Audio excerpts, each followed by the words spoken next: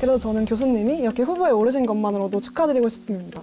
후보에 오르니까 정말 축하드립니다. 네, 고맙습니다. 승원법에 대한 논문이 굉장히 많이 인용이 됐다고 하는데 균일한 날짜 10일 그때 10일 날을 바로 만드는 거예요. 그것들 처음으로 이제 우리가 발견하는 거예요. 균일한 날짜가 다양한 분야에 이렇게 많이 이용될 것 같은데 디스플레이나 반도체 같은 그런 IT 분야뿐만 아니라 제가 보기에 가장 큰 임팩트를 주는 거는 결국 사람 몸,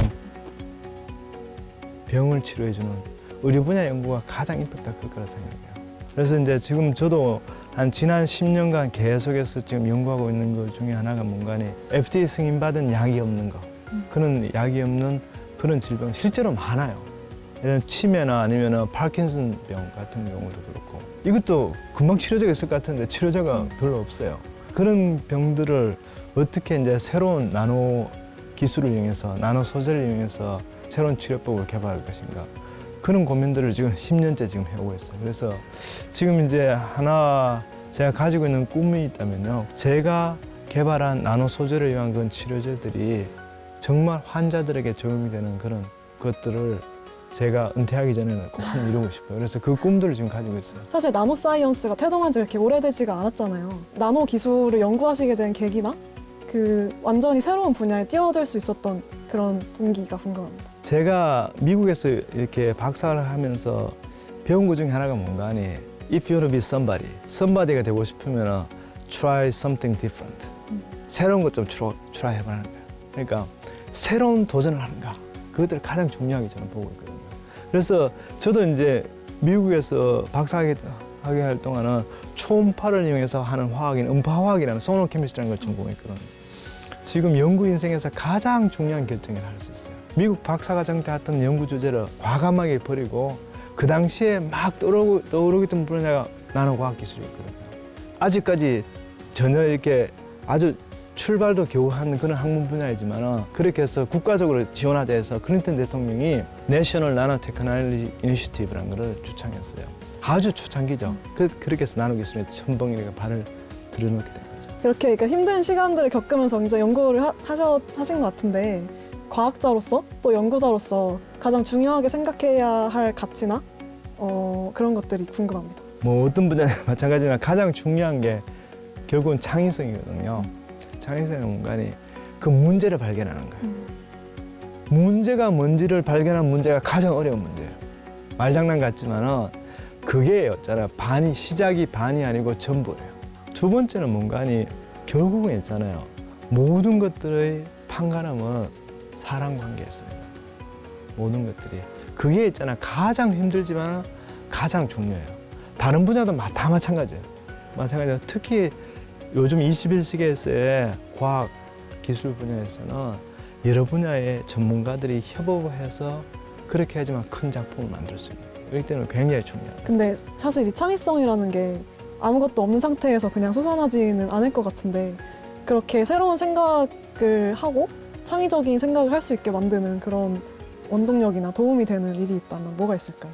제 연구실이 없으면 저는 테니스 코트에서 저를 찾으면 대충 저를 찾을 수 있어요. 그래서 얼마 전까지도 제가 이제 가지고 있는 중요한 직함 중에 하나가 뭔가 서울대 교수 테니스 회의 회장이었어요. 그래서 1년 동안 서울대 석좌 교수보다 오히려 더 그게 되기 힘든 타이틀이거든요. 근데 저는 좀 큰 일을 하려면 삶이 단순해야 된다고 생각해요. 그래서 저는 굉장히 삶이 단순해요. 기본적으로 무조건 해야 될 일을 해놓고는 거의 대부분의 시간을 논문을 읽거나 쓰거나 하는 거예요. 그래서 예를 들면 네이처 논문 같은 경우도 제가 교정을 50번 넘겼어요. 논문을 읽는 목적이 뭔가 하니 다른 사람들이 낸 논문을 읽으면서 거기서 이제 새로운 아이디어를 내요. 그래서 우리 학생들 모여있는 카톡방에 올리는 거예요. 그래서 학생들한테 이제 숙제를 주는 거죠. 내가 이런 아이디어를 떠올랐는데 너희들 생각해봐 하면서 그렇게 하거든요. 근데 참 재밌는 게 학생들도 그것들 아이디어를 가지고 더 좋은 아이디어를 내는 거예요. 그걸 바탕으로 해서. 근데 그것들이 굉장히 이제 재밌어요. 그것들은 정말 그런 재미는 안 해본 사람은 별로 몰라. 근데 한번 해보세요. 대학원 들어가서 해보면 너무너무 재밌다니까요. 굉장히 재밌어요. 교수님께서 노벨상은 다음을 기약하시게 되셨지만 그 외에 뭐 국내에 수많은 상들을 휩쓰셨다고 알고 있는데 뭐 이게 제 자랑하는 것 같아 좀 그렇긴 하지만요. 제가 처음으로 이제 국내에서 과학기술자들한테 주는 3가지 큰 상을 제가 다 받았어요. 그래서 이제 처음에 2008년에 이제 포스코 청암상, 청암공학상을 받았고요. 그리고 4년 후에 호암공학상을 받았어요. 호암공학상을 받았고 2016년에 이제 대통령상인 최고과학기술인상을 이렇게 수상하게 됐어요. 그리고 이제 2016년에 또 중요한 경우가 중요한 상이 처음으로 제가 이제 국제진공과학기술연합 아유비스타 그러는데 그 국제상을 굉장히 큰 상인데 그 상을 또 이렇게 받게 됐어요. 이렇게 많은 상들이 교수님의 연구가 얼마나 중요한 일인지 또다시 증명해 주는 것 같아요. 우리나라 과학자들의 연구 성과가 계속해서 언급되고 있는데요. 우리나라 과학의 위상이 어느 정도라고 말할 수 있을까요? 실제로 이제 과학적인 그런 위상하고 국가 경제력하고 거의 비슷하게 간다고 보면 되겠습니다. 우리나라가 이 정도 과학기술이 됐다는 것은 또 다른 한강의 기적을 볼 수가 있겠습니다. 우리가 자주 노벨상 시즌이 되면은 자주 언급되는 게 일본이잖아요, 그렇죠? 일본 바로 옆에 있으니까 일본하고 우리나라 관계가 참 미묘한 관계 아닙니까? 그래서 일본은 뭐 노벨상에 28명이나 이미 노벨 과학상이 나왔는데 그러면서 그래서 저는 실제로 10월 초만 되면 괴롭습니다. 정말 우리나라 언제 노벨상 받습니까?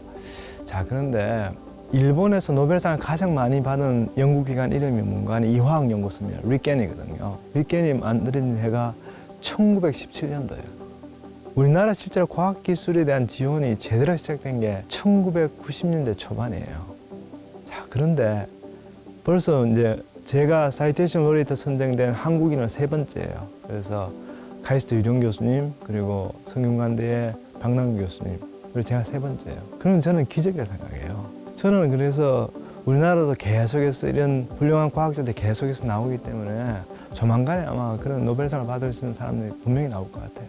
저는 그런 확신들이 있고 그래서 굉장히 고무적이다 이렇게 볼 수가 있겠습니다. 그런데 아까 전에 제가 말씀드렸지만 시간이 필요해요. 축적의 시간이 필요한 겁니다. 여기도 마찬가지로. 이 영상을 제2의 현태권을 꿈꾸는 수많은 과학자들, 학생들, 그리고 또 재단 가족들이 모두 보고 계실 텐데요. 그분들에게 한마디 부탁드립니다.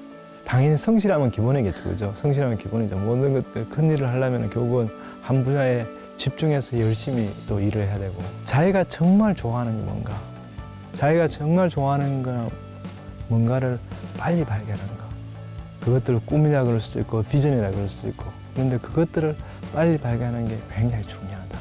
그리고 그 꿈을 발견하고 정말 그 꿈을 향해서 열심히 성실하게 노력하고 그리고 혼자만 힘으로 되는 건 아니기 때문에 많은 다른 사람들과 함께 협력해서 연구하면서 그렇게 할 때 정말 좋은 이렇게 과학자의 삶을 살 수 있지 않을까 그런 생각이 듭니다.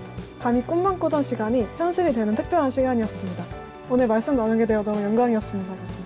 저도 이렇게 우리가 강승지 학생하고 같이 이렇게 여러 재밌는 이야기를 나눌 수 있는 기회가 돼서 너무 좋았고요. 예, 너무 감사합니다. 고맙습니다. 예. 감사합니다.